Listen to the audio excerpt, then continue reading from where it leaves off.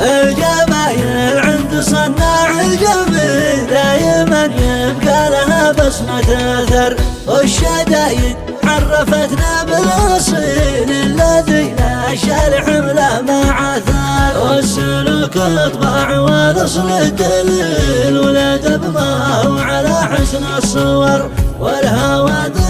سقاني سرسبيل علني وبلا عيوني بالسهر. لا تغرك نظرة الطرف الكحيل، رب نظرة وضعها مثل الشرر، وانت وادي ما شف منها العليل، اعرف انها تالي الجرعة ضرر. لا تهم الرزق والباري كفيل، وانت واحد من ملايين البشر، ما انت لاقي خير من كف البخيل، لو معه ميزان يتحاكم قطر، لو معه ميزان يتحاكم قطر. والقناعة كنز ورضا بالقليل، والطمع من الحذر ثم الحذر، من يقول العز في راس الصميل، صدق ولا في وجهة نظر، في زمن قد يظهر صاحب عميل، ذي حسبته يرجدك وقت الخطر،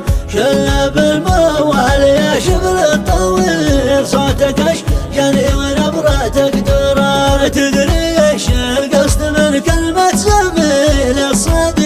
الصادق الشهم الاغر، انحضر يتحمل الحمل الثقيل، والناخته في المواقف معتذر، والصراحة تمر من رؤوس النخيل، والوفا والصدق محصول الثمر،